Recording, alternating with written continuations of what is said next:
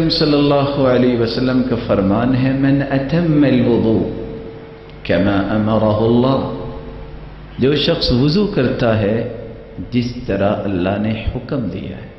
اور دوسری روایت میں آتا ہے من توضأ فاحسن الوضوء، جو انسان وضو کرتا ہے اور خوبصورت وضو کرتا ہے. ثم اتى الجمعہ، پھر وہ جمعہ پڑھنے آتا ہے.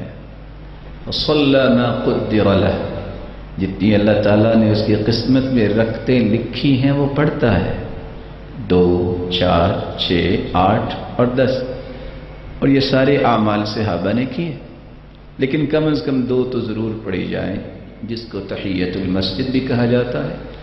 اور سلیک الغطفانی رضی اللہ تعالی عنہ جب مسجد میں تشریف لائے اور بیٹھ گئے، آپ صلی اللہ علیہ وسلم نے سوال کیا ارکعت رکعتین، کیا آپ نے 2 رکعتیں پڑھی؟ قال لا، نہیں. فرمایا قم فرکع رکعتین، کھڑے ہو جائیے اور 2 رکعتیں پڑھ کے بیٹھیے.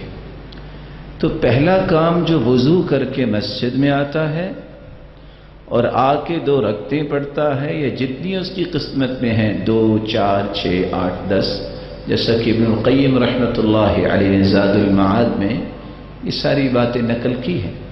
دوسرا کام وہ کرتا ہے وَلَمْ يُفَرِّقْ بَيْنَ اثْنَيْنِ، وہ 2 بیٹھے ہیں ان کے درمیان میں آ کے نہیں بیٹھا.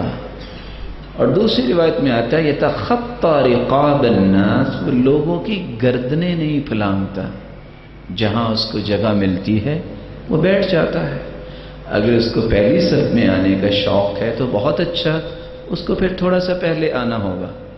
لیکن جو پہلے آ چکے ہیں ان کے استحقاق کو ختم کر کے اپنا استحقاق ثابت کرنا یہ جائز بھی نہیں ہے، تو لوگوں کی گردنیں نہیں پھلانگتا. تیسرا کام فاستمع، خطبہ غور سے سنتا ہے. چوتھا کام وَأَنصَتْ، خاموش ہو کے بیٹھتا ہے. یہ 4 کام جب وہ کر لیتا ہے، اور 5واں کام بھی حدیث کے اندر موجود ہے من مس الحصى فقد لغى، جو اسی روایت کے آخر میں، جس نے کنکری اگر مسجد میں پڑی ہے اس کو بھی مس کرتا ہے، چھوتا ہے، اس نے بھی لغو بات کی ہے.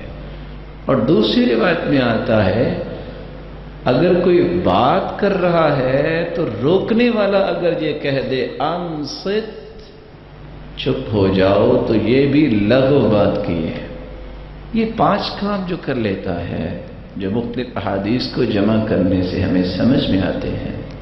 تو رسول اللہ صلی اللہ علیہ وسلم کی جو روایت میں نے شروع کی، اس روایت کے آخر میں کیا ہے؟